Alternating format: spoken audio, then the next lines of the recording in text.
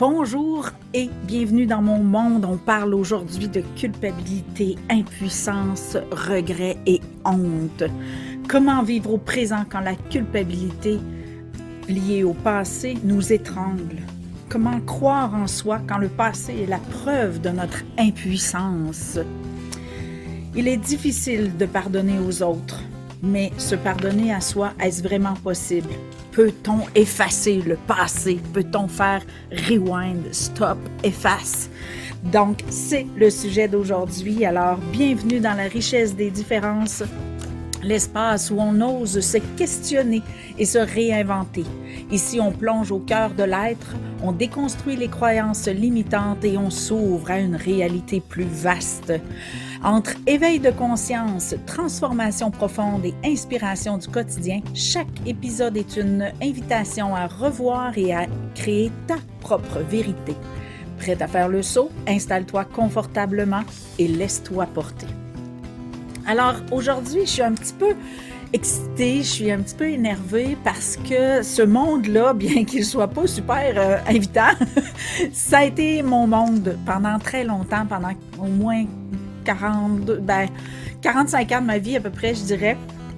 Donc, c'est sûr que je suis toute énervée de parler de ce monde-là parce que ça a été le monde, ça a été l'école qui m'a appris la vie, qui fait que je suis si heureuse d'en être sortie aujourd'hui.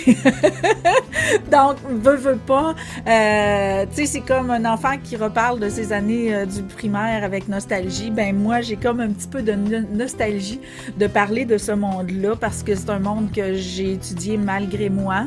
Ça a été ma zone d'égarement. Et je suis super énervée de te livrer les secrets, donc tout ce qui se cachait dans ce parcours hautement inconfortable-là, qui était devenu ma zone de confort, malheureusement. Mais c'est ça, c'est pour ça que je suis toute énervée parce que j'ai tellement de choses à te dire à propos de ça. Alors, combien de fois, ma question Spring d'aujourd'hui, combien de fois as-tu voulu faire efface, recul, stop ou pause dans ta vie? Pourquoi se sent-on si petit lorsqu'on vit de la honte, et ce, autant quand on est seul que devant un public ou devant une personne? Comment ça se fait qu'on se sent si petit?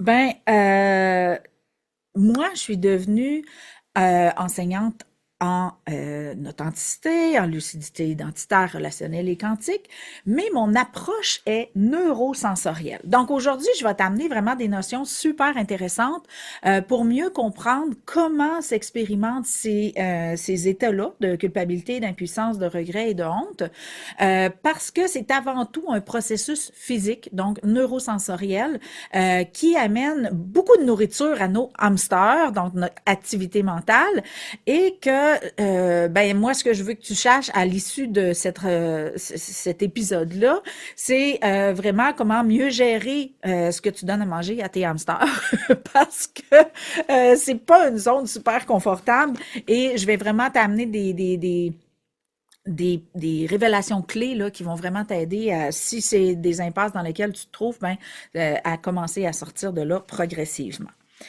Les notions neurosensorielles, pourquoi on se sent si petit? Je t'amène des notions que tu n'as sûrement pas entendu parler partout par rapport à la honte. La honte, je ne sais pas si tu as déjà vu l'échelle de Hawkins qui montre les fréquences sur lesquelles on vibre en fonction des émotions, qui explique comment on voit la réalité lorsqu'on vibre sur ces fréquences-là. Euh, et si tu as déjà vu l'échelle, ben ce qu'il y a dans la cave en bas, là, c'est la honte.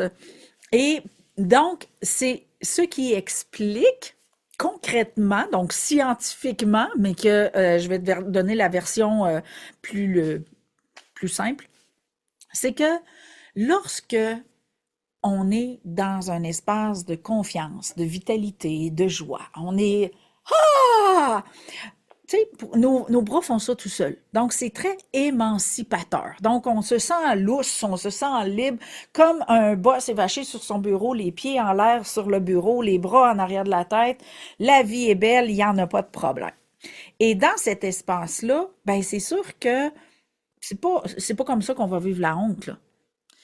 La honte, elle se vit tout le contraire de ça. Elle se vit, là, dans un état de crispation tellement fort là, qu'on a envie d'être le plus petit du monde, on a envie de se cacher entre la peinture puis les murs, on a envie de disparaître de la réalité. Et on y arrive presque parce que vibratoirement, on s'efface. Mais qu'est-ce qui fait que quand on revit une situation honteuse, frouf, on fait comme un voyage dans le temps et on redevient tout petit comme ça. Ben, c'est un processus neurosensoriel. Ça veut dire quoi? Ça veut dire que dans notre corps, plus c'est dense, donc plus dense c'est solide, puis quand c'est fluide, c'est comme plus liquide, OK? Donc, plus c'est dense, plus ça se rapproche d'un aspect matière, donc plus c'est solide. Et dans notre corps, quand on est crispé, donc soit quand on a très, très peur ou qu'on a très, très honte, on devient très, très, très dense. Donc, on devient crispé, crispé, crispé. Et c'est dans cet espace-là que l'âme se retrouve à côtoyer les limites de l'intangible, les limites de la fluidité. Ça devient tellement dense pour elle que la sensation d'être coincé s'installe. Et qu'est-ce que ça fait au niveau de l'activité mentale? Donc, le neurosensoriel s'active et les premières fois qu'on a vécu ça, on était petit, petit. Donc, on était soit des bébés ou des enfants. Donc, ces zones-là où est-ce qu'on a peur, où est-ce on vit nos premières expériences de haute crispation à haute densité, on était petit. Ça veut dire quoi? Ça veut dire que quand on a honte à 25 ans, on fait un voyage dans le temps et on revit l'expérience d'une crispation et c'est ce qui fait qu'on se sent encore petit et minable comme ça. Je le sais parce que c'est pendant 25 ans, pendant 25 ans, alors que je cheminais à travers l'agression sexuelle que j'avais vécue et que lors de l'incident, je me sentais petite, minable et inférieure comme ça, et que chaque jour que, je ne sais pas, moi, je repassais dans le village où ça t'était passé, que je saurais que j'aurais l'occasion de le voir dans nos retrouvailles ou que je voyais quelqu'un qui y ressemblait, je me ressentais encore petite comme ça. Comment ça se peut? Et c'est vraiment drôle parce que c'est ce qui m'a conduit. Un coup, j'ai eu transcendé cette expérience-là. J'étais tellement, j'avais tellement cheminé en étant convaincue que c'était fini, puis que quand je me suis rendu compte que c'était pas fini, puis que enfin je me suis libérée pour le vrai, là j'étais tellement sceptique que j'ai dit moi je le croirais pas tant que j'aurais pas ce gars-là dans ma face, puis que je me sentirais pas minable comme ça. Donc, c'est ce qui m'a motivée, je le raconte dans mon premier livre, dans Confetti ta vie.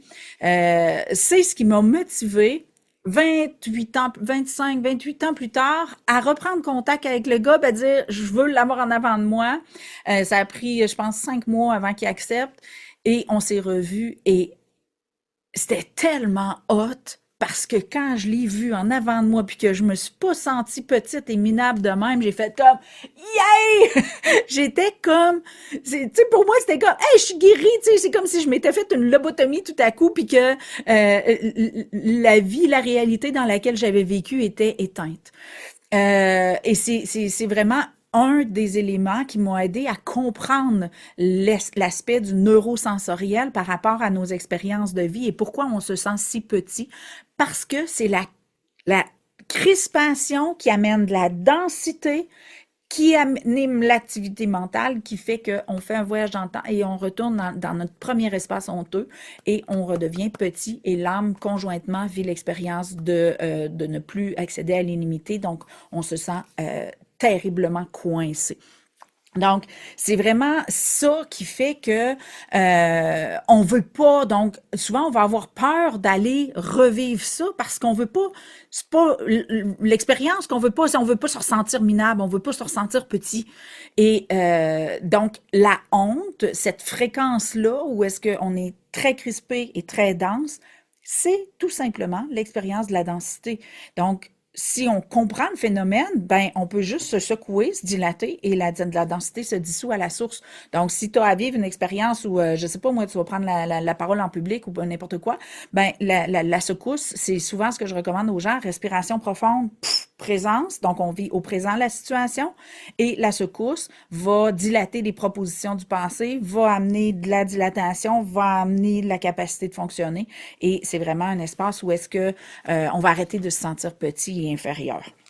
Donc, et c'est pour ça que nos espaces honteux vont vraiment s'expérimenter aussi avec la même densité qu'on soit tout seul ou devant public. C'est sûr que devant public, on va se contracter encore plus, donc on va peut-être se sentir encore plus petit, mais on est capable d'être dans la honte même tout seul parce que la densité s'expérimente quand même, c'est juste parfois plus ou moins dense de le faire tout seul. Donc, et cet espace-là où on veut faire pause, stop, efface, rewind, on voudrait que ça n'aurait jamais existé, ben encore là, c'est un espace de crispation, de densité et c'est la façon dont on expérimente l'impuissance. Donc, encore une fois, cette proposition d'impuissance-là va amener l'âme dans un espace où elle se sent limitée, elle a l'impression d'avoir perdu son pouvoir et sa puissance divine, donc l'ego et l'âme vont encore une fois s'égarer dans des zones de haute densité qui nous emprisonnent là, dans des comportements limitants. Alors, pourquoi, là j'ai des questions spring pour toi, pourquoi doit-on se forcer pour se rappeler de bons souvenirs alors que les honteux nous harcèlent sans prévenir? Première question spring. Donc, c'est vrai que quand tu sais, des fois, on va être juste en train de, je sais pas moi, on va être dans un restaurant, on va voir une image ou sentir une odeur et là, bang, il y a des mauvais souvenirs qui surgissent, alors que les bons souvenirs sont plus rares. Si on veut se rappeler d'un bon souvenir, on doit se forcer puis se concentrer puis être capable d'y replonger, alors que les zones honteuses, qu'on a eu peur ou peu importe, ou qu'on a été dans la culpabilité ou dans l'impuissance, pourquoi c'est si accessible? C'est encore une fois à cause de la densité. Plus on est dur, plus on est crispé, plus on est dense, plus c'est comme si, encore une fois, je ramène une analogie avec de l'eau. Admettons que je prends quelque chose, là, une étampe, puis il y a une petite flaque d'eau, puis j'étampe de l'eau. Ben, on la verra pas, l'étampe. Mais si l'eau est rendue en boîte ou en glace et que là, je mets une étampe, on va voir l'étampe. Ça va faire le motif, on va voir le motif. Ben, le neurosensoriel, ça fonctionne un petit peu de la même façon. Plus c'est dense, plus ça s'imprime.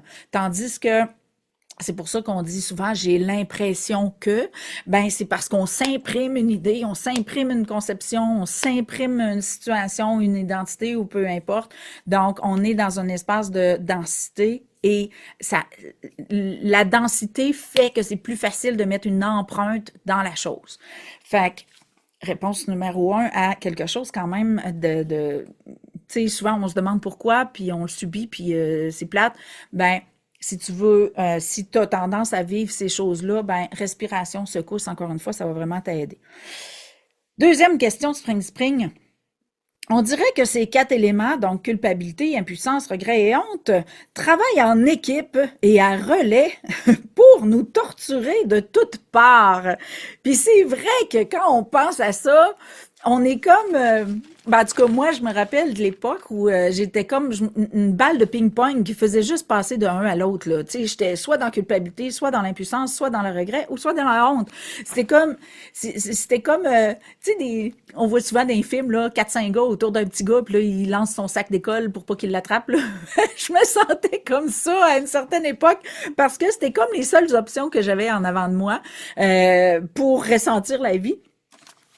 Jusqu'à ce que ça devienne même une dépendance, mais toujours est-il que comment ça se fait qu'on a l'impression qu'ils travaillent ensemble, ces 4-là? Donc, je vais t'amener des réponses à ça un petit peu plus loin, mais je voulais que tu saches que t'es normal si tu te sens comme ça. Il y a plein de gens qui se sentent comme ça. Je me suis sentie comme ça. Donc, oui, ils travaillent un petit peu tous ensemble, mais différemment. Puis, je vais t'amener les subtilités de ces 4 éléments-là. Mais oui, ils travaillent tous ensemble. Et comment ça se fait qu'ils peuvent travailler ensemble parce qu'ils s'expérimentent tous par le neurosensoriel, donc par le corps. Et c'est le corps qui met les switches à on, c'est le corps qui réactive l'activité mentale et ça nécessite pas tout le temps un stimuli vraiment apparenté, là, tu sais, c'est comme oui, c'est sûr que, tu sais, comme moi, quand je voyais des gars qui ressemblaient à lui qui m'avait agressé, ben, c'est sûr que oui, ça le réactivait. Mais des fois, tu sais, ça pouvait avoir même pas rapport et là, pouf, ça surgissait. Donc, le neurosensoriel, c'est comme tous les espaces où on s'égare d'une perfection, les espaces où on se définit au lieu de juste bénéficier de l'expérience, tous des espaces où on s'égare de la vérité. Et c'est quoi la vérité? Tu es une perfection divine extraordinairement singulière. Waouh, c'est la première fois que je le dis comme ça. Mais c'est ça pareil. Donc, dès que tu sors de cette notion-là, dès que tu deviens autre chose que ça amène de la densité, ça amène à devoir revivre cette émotion-là et refaire un nouveau choix de te définir autrement, donc de revenir à ta perfection divine. Donc, c'est vraiment pas de la torture. On a l'impression que c'est de la torture, mais la torture, c'est fait au présent, dans le passé, et on nourrit notre présent d'un passé souillé. Attends un petit peu, je vais leur dire, là. Pour moi, c'est évident, mais j'imagine que pour toi, surtout si t'es juste en audio, ça doit pas être évident. Alors, je le redis. Donc, notre passé s'est souillé au présent, parce que dans le temps, c'était au présent, et on a fait des choix de croire en des conceptions de nous, des identités, ou peu importe. Donc, notre passé s'est souillé au présent, et notre présent, donc aujourd'hui, est souillé par notre passé qui se perpétue et qui nous torture. Donc, il est où le vrai présent là-dedans? Donc, je vais t'amener des notions tantôt pour mieux comprendre ça, mais c'est ça et c'est vraiment les espaces. Donc, ça revient pas pour nous torturer, ça nous revient pour nous donner l'opportunité de faire un nouveau choix. Donc, dessouiller l'illusion passée qui souille notre présent. Donc, les expériences qui se répètent sont des occasions de faire des nouveaux choix face à des illusions du passé qui souillent notre présent. Donc, de vivre au présent. C'est ce qui résume vivre au présent. Je vais t'amener des choses plus claires, mais là, présentement, là, je t'amène juste à comprendre des choses, puis après ça, je vais t'amener des points précis sur comment les gérer, tout ça. Pourquoi est-ce si crédible? Encore une fois, plus c'est dense, plus c'est crédible, parce que le cerveau gère des informations à partir du corps. Donc, c'est sûr que quand on amène des choses très denses, pour lui, c'est vrai, là. Pour lui, c'est la seule chose qui existe. Donc, plus c'est dense, plus c'est vrai, malheureusement. C'est sûr que, tu sais, quand on est en amour puis qu'on flotte, il n'y a pas de crispation, là. On le vit parce qu'on s'y abandonne, pas parce qu'on choisit d'y croire, pas parce que, tu sais, oui, c'est sûr qu'il y a un espace, je choisis de croire que je suis aimée, mais à la base, c'est comme un abandon, un laisser-aller, un lâcher-prise. Tu pourras réécouter l'épisode 1 si ça te déstabilise un petit peu que je parle de ça comme ça, mais, tu sais, quand on va bien, on n'est pas en crispation, donc c'est sûr que le cerveau se mettra pas en questionnement pour dire je suis en danger alors que tu flottes puis tu tripes puis tu as du fun là. Donc le cerveau est un outil, je dirais reptilien si on veut, qui est là pour la survie du corps. Donc, quand on est dans un espace de dilatation, il se sent pas en danger. Donc, il sent pas besoin de nécessairement tout classer, tout gérer, puis tout watcher, tout surveiller. Quand on est en espace de dilatation, par contre, quand on est en crispation, comme une proie face à un prédateur, ben là, il va se dire, coudonc, je suis-tu en danger? Et le cerveau va s'activer davantage. Donc, c'est vraiment les zones à haute crispation deviennent à ce moment-là plus crédibles parce que, un, il y a plus de hamsters qui vont travailler dessus, l'activité mentale va être beaucoup stimulée et c'est des zones d'égarement où est-ce qu'on se définit, où est-ce qu'on a des réactions, où est-ce qu'on cherche des solutions. Donc, tu sais, c'est très c'est très vivant dans le corps, autrement dit, même si la réalité qui nous inquiète est pas nécessairement réelle, dans le corps, c'est vécu comme vrai parce qu'il y a une zone de crispation ou d'insécurité. Donc, ça devient encore plus crédible. Et l'autre question, la dernière question, Spring Spring, comment rien avoir dit ou fait? Donc, admettons, là, il arrive de quoi, puis là, je dirais rien, je ferai pas de gaffe, il arrivera rien si je dis rien ou si je fais rien. Donc, la question, c'est comment rien avoir fait ou dit peut aussi nous torturer? Ça, c'est drôle. Mais, tu sais, c'est un espace que je voulais t'amener parce que je me suis rendu compte que souvent, admettons, on va vivre une situation et après ça, on va s'en aller en bougonnant. Et j'aurais donc dû dire ça, j'aurais voulu faire ça. Et des fois, là, ça peut nous torturer pendant une semaine, là. Puis des fois, ça arrête par intermittence, puis ça revient 2, 3 semaines plus tard, là. Comment ça se passe? C'est quoi ça? J'ai rien fait, j'ai rien dit, puis c'est un problème. Je ne sais pas si tu as eu l'occasion de constater ça, mais moi, oui. Donc, je me suis dit, ben, je vais l'amener comme prise de conscience aussi. Donc, cet espace-là, c'est comme si, autrement dit, c'est qu'on avait l'occasion de s'exprimer à la base. Tu sais, si on dit j'ai rien fait, j'ai rien dit, ben c'est parce que on a eu un élan quelconque. Et lorsque cet élan-là a sorti, que ce soit de parler ou dire ou de débattre d'une idée ou juste de soumettre notre opinion, c'est un élan. Et cet élan-là vient de notre âme, vient de notre individualité. Donc, c'est notre vérité, en quelque sorte.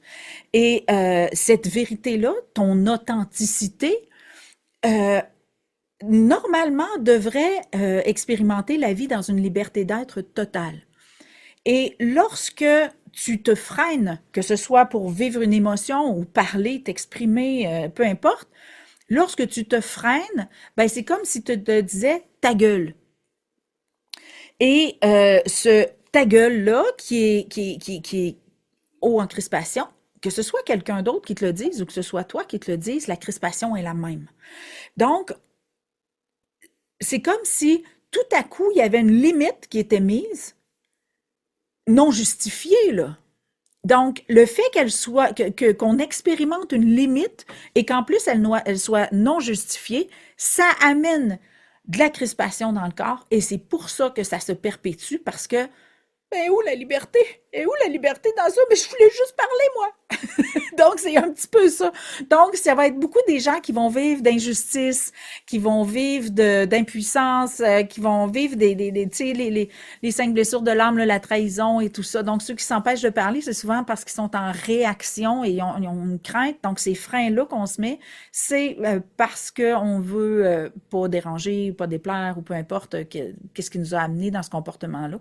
Mais dans le fond, c'est qu'on avait l'occasion d'expérimenter notre authenticité, de donner vie à notre liberté d'être et on s'est freiné dans ça. Donc, l'âme s'éteint dans cet espace-là et bien sûr, il n'y a aucune raison. C'est comme si on empêchait de l'eau de couler, puis qu'on mettait une débarbouillette, puis un autre débarbouillette, puis un autre débarbouillette. Les débarbouillettes vont toujours être mouillées parce que l'eau veut couler, là.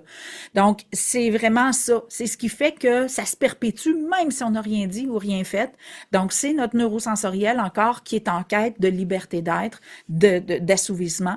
Donc, c'est pour ça que même rien faire ou rien dire peut aussi nous torturer. Je t'avais dit hein, que j'avais bien étudié ce département-là. Donc, je t'amène vraiment des zones qui vont peut-être t'amener à changer des comportements ou à mieux comprendre des ressentis que tu pourrais avoir ou des comportements que tu as adoptés sans trop savoir pourquoi tu avais adopté ces comportements-là et pourquoi ça pouvait autant te torturer, surtout quand on parle d'activité mentale. Des fois, ça rend fou. Et moi, je trouve qu'une des zones qui est la plus agressante, moi, c'est comme « Hey, j'ai rien fait, j'ai rien dit, là. Comment ça que ça me torture de rien avoir fait, de rien avoir dit? » Ça a été une zone de vraiment qui m'agresse. Là, je prends la peine de fermer ma gueule, puis je suis encore poignée avec ça 2, 3 semaines plus tard. Fait que je voulais t'amener à comprendre que on devrait jamais se dire ta gueule à nous-mêmes. Alors, c'est mon petit secret du jour, mon petit gâteau du jour. Excuse-moi, je prends une gorgée d'eau, je suis totalement impolie. Mais si je veux être capable de terminer, il faut que je m'hydrate. Alors, merci de ta compréhension. Alors, on s'en vient dans le croquant. Je te parle un petit peu de 3 points importants qui m'ont permis d'expérimenter, d'aller chercher ces notions-là. La culpabilité, eh bien, ça a été pour moi le lien le plus solide et longtemps le seul lien par lequel je me liais aux gens. Euh, c'est vraiment fascinant. Puis je sais pas, je vais probablement refaire une autre émission là-dessus, mais il y a aussi dans l'épisode 1 où est-ce que je parle de l'amour versus aimer que j'effleure un petit peu le sujet. Mais je le ramène ici parce que euh, oui, c'est facile et politically correct, socialement reconnu et légitime de s'unir par l'amour. Mais quand on pense, et c'est une croyance que j'avais quand j'étais enfant, quand on pense que notre amour ne suffit pas, quand on pense que notre amour n'est pas reçu, quand on pense que les gens ne ressentent pas notre amour, qu'ils ne le voient pas, qu'ils ne le touchent pas, ben on s'unit avec ce qu'on a. Et étant donné que j'avais un milieu particulier, euh, je me suis unie par la culpabilité. Et ma culpabilité venait de mon impuissance parce que je me sentais très impuissante à rendre ma mère heureuse. Donc, mon amour qui voulait qu'elle soit heureuse, qui qui m'empêtrait dans une espèce de bouette d'impuissance de elle n'est pas heureuse, mon amour ne suffit pas à la tâche, je n'y arrive pas, m'a amené à m'unir par la culpabilité. Et ma mère, avant que j'aille mes enfants, puis mon chum, ben, c'était probablement la personne que j'aimais le plus dans la vie. Donc, c'est sûr que inconsciemment, là, je te le dis, là, c'est très, très, très inconscient, mais je veux t'amener à t'auto-étudier dans cet espace-là. Inconsciemment, le lien le plus solide qui m'unissait à ma mère, étant donné que je croyais pas que le lien le plus solide, c'était l'amour, ben, le lien le plus solide était la culpabilité. Je vais t'illustrer, je vais te faire une image là, pour vraiment que tu comprennes un petit peu comment les liens relationnels, je te dirais quantiques, si on veut, se traduisent.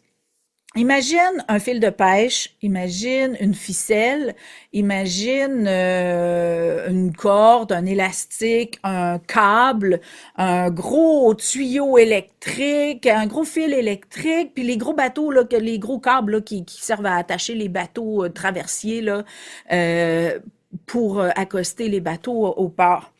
Fait que tu vois toutes les sortes de cordes, ben ça fonctionne un petit peu comme ça. Tout ce qui nous unit à quelqu'un nécessite d'être nourri. Plus il est nourri, plus il est gros, plus il est gros, plus il est solide. Et inconsciemment, ben, on va s'unir avec des gens et spontanément, sans même s'en rendre compte, sans même se poser la question, on va choisir le câble le plus gros et le plus solide pour s'unir avec les gens, juste parce que l'âme veut revenir à la source, qui est une alliance universelle, puis elle veut être unie. OK? À la base, c'est aussi simple que ça. On veut juste entrer en relation pour être unis, pour renouer avec l'alliance. Mais au niveau de notre ego, ben c'est sûr que comment on se définit, ben moi je me définissais comme je suis pas bonne pour aimer, puis je suis pas bonne pour donner ou recevoir l'amour, ben mon câble le plus solide c'était la culpabilité.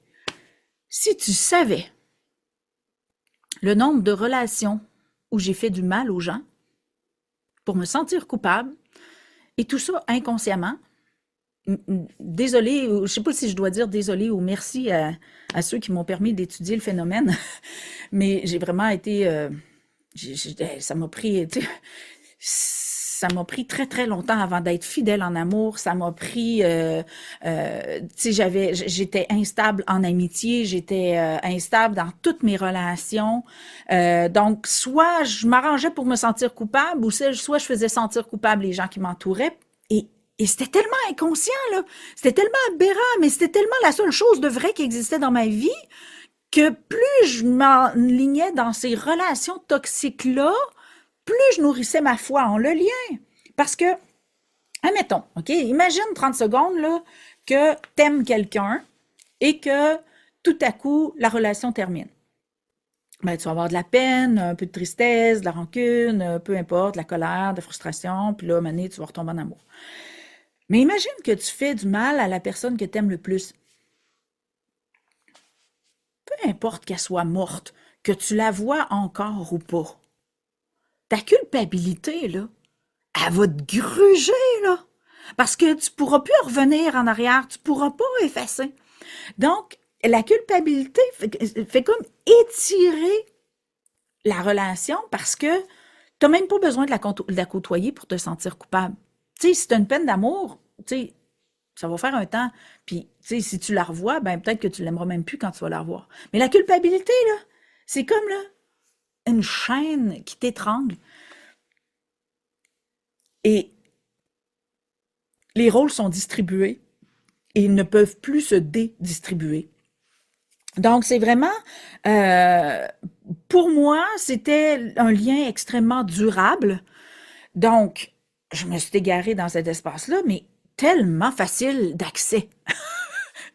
Puis tu sais, je regarde ça aujourd'hui, puis je me dis, mon Dieu, que j'étais égarée. Mais c'est vrai, c'est bien plus facile de faire une gaffe, puis de te sentir coupable envers la personne, que d'être extraordinairement extraordinaire pour la personne, puis que vous ayez, puis qu'on ait une relation extraordinaire. C'est de l'ouvrage, ça. Mais sentir coupable, puis faire sentir coupable, et que c'est facile. Fie-toi sur moi, c'est facile. Puis peut-être que tu... Je sais pas si toi, t'as goûté à ça, mais en tout cas. Fait que, imagines-tu la zone d'égarement dans laquelle je me suis perdue pendant une grosse, grosse, grosse majorité de... presque toute ma vie?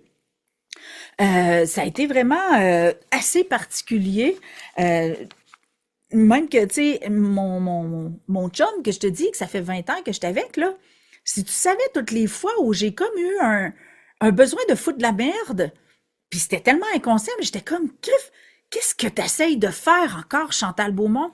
Il y avait comme des élans de foutre de la merde dans mon couple pour soit que je me sente coupable ou soit qu'ils se sentent coupables. Mais j'étais comme, mais c'est quoi ça? Mais j'étais rendue assez présente pour le voir, mais j'aurais pu facilement ressombrer dans cet espace-là, là. Mais ça allait bien, je l'aimais, il m'aimait, donc il n'y avait aucune raison que je foute de la merde. Mais l'élan était là. Pourquoi? Parce qu'il y avait une fibre à l'intérieur de moi qui disait, ta fibre la plus solide, c'est la culpabilité. Si tu la mets pas, ta relation sera pas solide.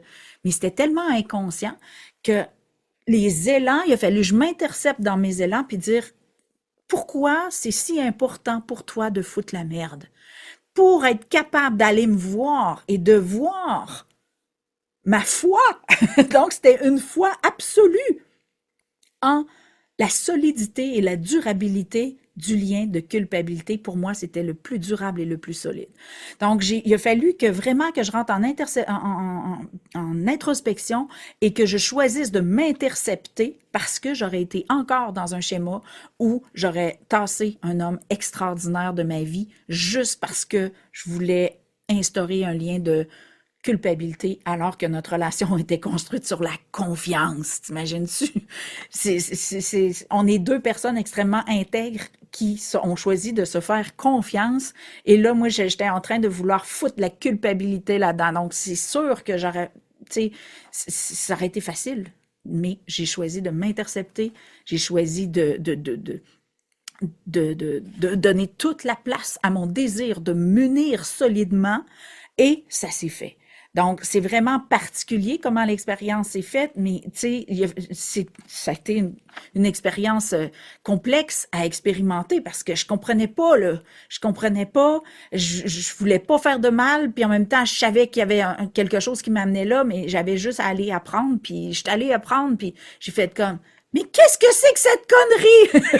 Et cette connerie, c'est ce que je te partage aujourd'hui pour te permettre de t'asseoir et de regarder, admettons, tes 5 relations les plus solides de ta vie, sur quoi elles sont fondées. Donc, c'est quoi pour toi le lien? C'est-tu la culpabilité? C'est-tu l'impuissance? C'est-tu la complicité? C'est-tu... Moi, c'est ça que j'ai fait, là. Quand j'ai décidé de dissoudre ma foi en le lien de culpabilité et de dire, bon, ben, c'est quel câble que je choisis de nourrir? Ben, moi, ça a été le câble de la complicité et de la proximité. Donc, pour moi, c'est les nouveaux câbles là, que j'ai décidé de nourrir. Donc, c'est plus sain, plus agréable de me côtoyer, mais c'est vraiment ça. Donc, ça a été un choix qui a nécessité énormément d'auto-observation, d'études pour arriver à aller toucher à ça. Et ça me fait vraiment plaisir d'être en mesure de te le livrer. Deuxième témoignage, petite anecdote. Donc, j'ai jonglé assez longtemps avec l'impuissance et la honte pour comprendre qu'ils travaillent ensemble et ils sont au service de la culpabilité et des regrets, comme une équipe au service de l'enfer. Donc, c'est vraiment la synergie entre les quatre que je vais t'expliquer un petit peu plus loin. On y arrive presque. Donc, c'est vraiment j'ai tellement pataugé dans ces quatre espaces-là qu'à un moment donné, j'ai compris qu'un va pas sans l'autre, que c'est vraiment une équipe. En tout cas, pour moi, ça a été ça. Peut-être que pour d'autres, il y a deux, trois éléments qui changent, je sais pas. Mais pour moi, ça a été ça. Ces quatre éléments-là travaillent en équipe et me semble qu'ils perdent de la puissance si l'autre est pas là. Donc, je vais t'expliquer pourquoi et comment cette synergie-là se perpétue pour que tu puisses t'intercepter. Si c'est pas par un, ben ce sera par deux, ce sera par trois, mais ça sera par l'autre. Je ne sais pas, mais je veux t'expliquer vraiment la synergie entre les quatre pour que tu puisses en sortir si tu es dans une de ces impasses-là. Lorsque j'ai compris la synergie, ça a été le début de la fin de leur règne. Et c'est ce que je t'explique aujourd'hui. Alors, je vais vraiment... Ce que j'ai fait, j'ai étudié chacun des aspects pour comprendre quand ils jouent leur rôle. Vraiment, le moment où est-ce qu'ils s'activent, ces éléments-là. Et ce que j'ai compris de ces quatre éléments-là, c'est qu'il y en a deux qui s'expérimentent au présent et deux qui s'expérimentent par le passé. Alors, je commence avec le présent. Donc, on parle de l'impuissance et la honte. Donc, c'est sûr que tu peux pas ressentir la honte de te faire rire de toi devant quand tu prends la parole en public ou tu fais un exposé oral. Tu peux pas vivre ça au passé. Là. La honte, elle s'expérimente au présent. L'impuissance, je sais pas moi, quelqu'un tombe puis t'as pas réussi à le retenir, quelqu'un est malade puis tu peux pas le guérir. L'impuissance s'expérimente live. OK? Donc, c'est un événement live. Donc, l'impuissance et la honte, c'est la zone de crispation, de frustration, de haute densité. Donc, et c'est ce qui nous amène dans la zone où est-ce que on a le choix de refuser la réalité, donc de commencer notre bataille pour vouloir l'effacer ou la changer, ou d'entrer dans un espace d'accueil. Donc, au présent, ça veut dire quoi ça? C'est que la honte et l'impuissance, c'est un espace où tu as l'occasion de choisir ce que tu fais de l'expérience. Parce que l'expérience n'est que ce que tu en fais. Et tu as le choix de te définir ou d'apprendre de l'expérience.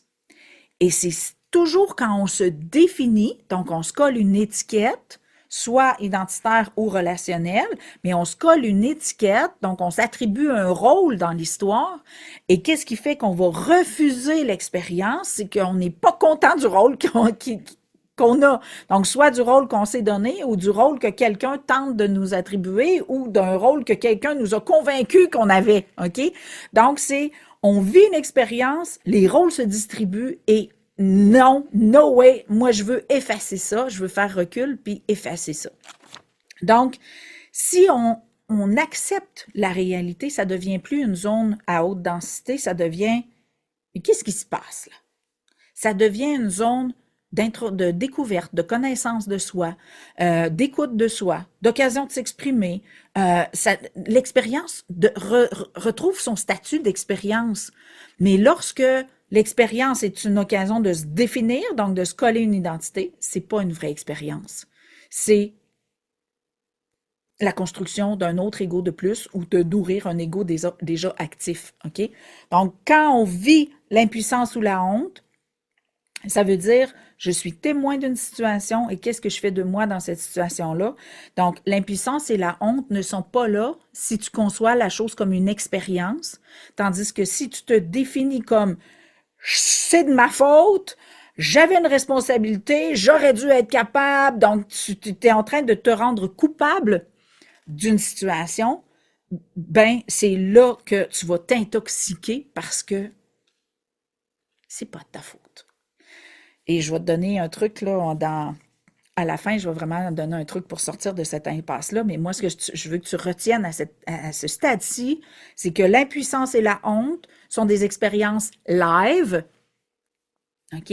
Donc, l'occasion de faire un choix au présent de est-ce que je me définis ou j'utilise l'expérience? OK? Level numéro 1. Level numéro 2, donc ça veut dire que la culpabilité et les regrets, c'est l'expérience qui perpétue le passé, le présent passé, dans le fond. Donc, la culpabilité et les regrets, c'est j'aurais donc dû, j'aurais voulu, je suis pas ce que je suis pas ce que j'aurais voulu, j'ai pas fait ce que j'aurais voulu, je suis pas ce que j'aimerais être. Donc, c'est vraiment, donc, la culpabilité et le regret, c'est la perpétuité du passé et c'est un passé qui a été souillé au présent lorsqu'on s'est identifié dans l'expérience à partir de l'impuissance et de la honte. OK? Je le répète plus tranquillement. La culpabilité et le regret, c'est ce qui perpétue un passé où tu t'es réfugié dans un processus identitaire à cause de ton sentiment d'impuissance et de honte, donc ton refus d'utiliser l'expérience comme telle. Donc, moi, ce que j'appelle la culpabilité et le regret, là, j'appelle ça de la nourriture à hamster. Donc, c'est ce qui active la roue, qu'on se torture, on se torture, on se torture, et ça finit jamais! Donc, c'est vraiment insupportable parce que c'est comme, ça arrête pas, ça tourne, ça tourne, ça tourne, et on se rend fou parce que il n'y a pas d'issue à ça. Il n'y a pas d'issue. Et pourquoi il n'y a pas d'issue? Parce que tant qu'on ne reconnaît pas que l'expérience était une expérience et qu'on est convaincu, donc soit des convaincus ou des convaincus, d'être le rôle qu'on a cru, autrement dit, que ce soit nous ou quelqu'un d'autre qui ait attribué le rôle ou l'identité dans laquelle on s'est réfugié à l'issue de l'expérience, ben tant qu'on est convaincu que c'est la seule chose qui existe, c'est le jour de la marmotte. Il n'y a rien qui va changer. Si tu remets ça au statut d'expérience, là, il y a des choses qui peuvent changer et c'est là qu'on s'en va. Alors, qu'est-ce qu'on peut faire avec la culpabilité et les regrets? Donc, l'impasse qui va donner du manger au hamster, ça va être, on ne peut pas effacer l'expérience. L'expérience est là. OK, j'étais là, je le sais, moi, j'étais là. Mais oui, l'expérience était là, mais le rôle ou l'identité n'était pas là. Elle a été créée live. Et c'est ça le problème. Deuxième chose, on peut juste en faire autre chose. Donc, on peut soit redistribuer les rôles ou soit apprendre au lieu de se définir. Alors, c'est vraiment la torture qui perpétue la culpabilité et les regrets, donc l'espace d'impuissance honteuse, dans le temps, c'est le rôle. Donc, l'identité, comment on s'est défini. Alors, comment on peut sortir de cette impasse-là? Je te donne un petit jeu en 4 étapes que tu peux faire très simplement. Alors, c'est le temps de prendre des notes ou de faire pause puis d'aller chercher un papier et un crayon. Alors, je t'explique le petit exercice, le fun à faire pour sortir de c'est pas un triangle, c'est un quatuor de torture. Donc, premièrement, tu choisis une expérience honteuse ou est-ce que tu te sens coupable. Normalement, on les a toujours à portée de la main. Donc, tu rentres dans cet espace-là et tu choisis l'expérience, ta préférée ou celle qui te torture le plus. Et tu te poses la question, qu'est-ce que tu ne savais pas? C'est sûr que tu t'es retrouvé dans cette expérience-là. C'est sûr que tu t'es défini dans cette expérience-là parce que il y a quelque chose que tu savais pas. Que ce soit sur toi, que ce soit sur l'autre personne, que ce soit sur la situation, l'expérience, le contexte, le milieu, les outils, peu importe, OK? Donc, à partir de ça, tu identifies qu'est-ce que tu savais pas ou que tu connaissais pas, OK? Et tu les écris là. C'est super important que tu les écrives. Troisième étape, si tu avais su, aurais-tu fait la même chose? Si tu avais su, te serais-tu défini de la même façon? Donc, si tu avais su, est-ce que tu l'aurais fait? Et quatrième question, es-tu content de savoir pour ne plus refaire? Aussi simple que ça. Parce que dans mon deuxième livre, je raconte ce qui pour moi a été le geste le plus monstrueux de ma vie, qui m'a pris 16 ans à me pardonner. Et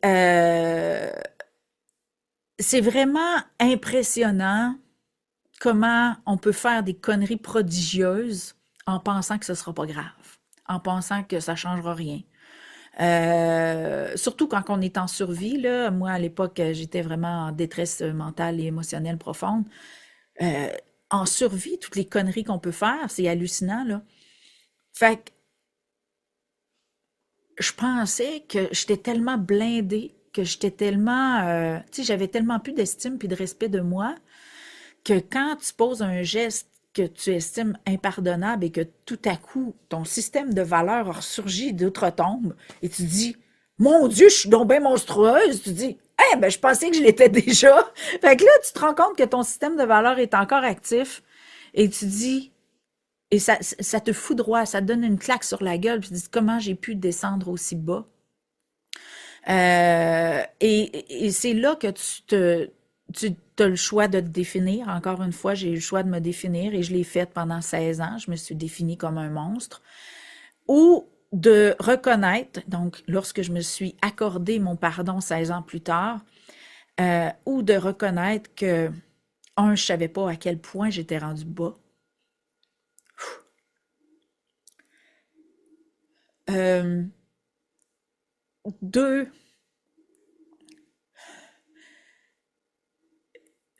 je savais pas à quel point la culpabilité était vitale pour moi.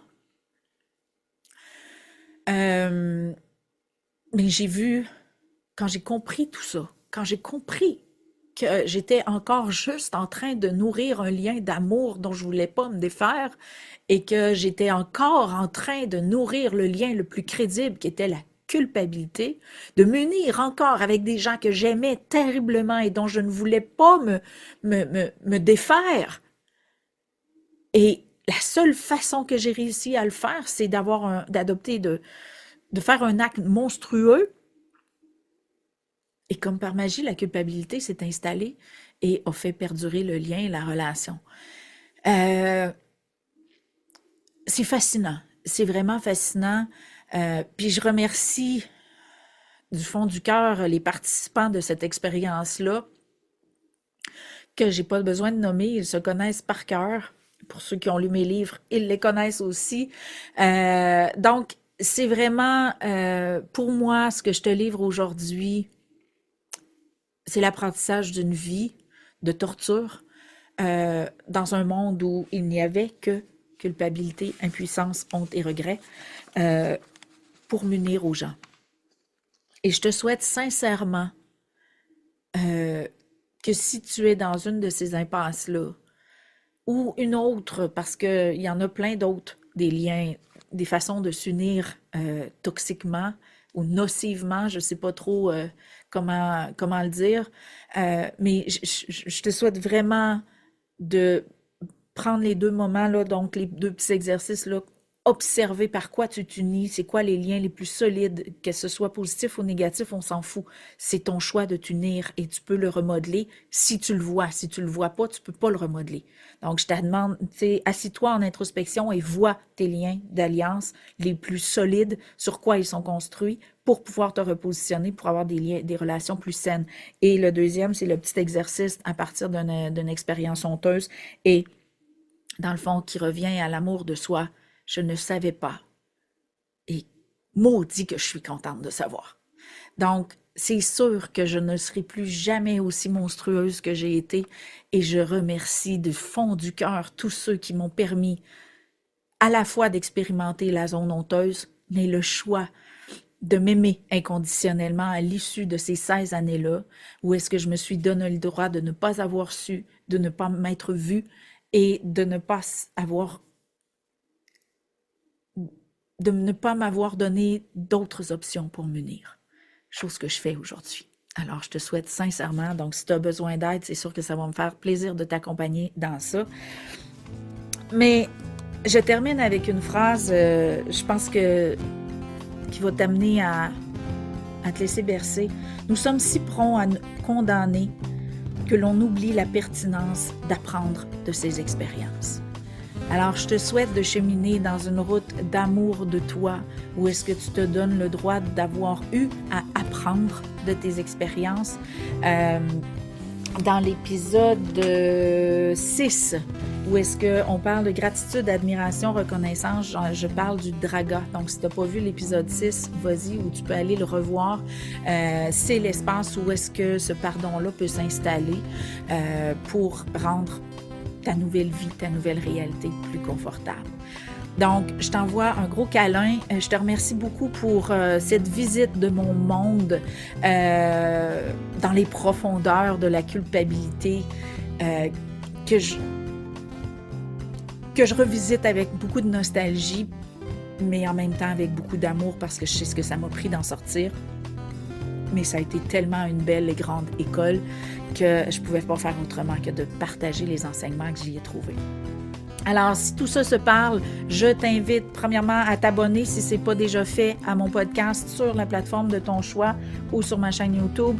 Je t'invite à partager surtout cet épisode-là. Je pense qu'on a tous goûté à un de ces 4 éléments-là. Donc, avant que la synergie s'installe puis que les conspirateurs fuck trop de vie, ben vraiment, je t'invite à partager cette émission-là. Et sinon, ben, si tu en veux plus, découvrir mes services, mon école, mes livres, tout est sur mon site web sur chantalbeaumont.ca. Et je t'invite à te souvenir que comprendre les différences peut faire toute la différence. Merci pour ton écoute et bonne journée.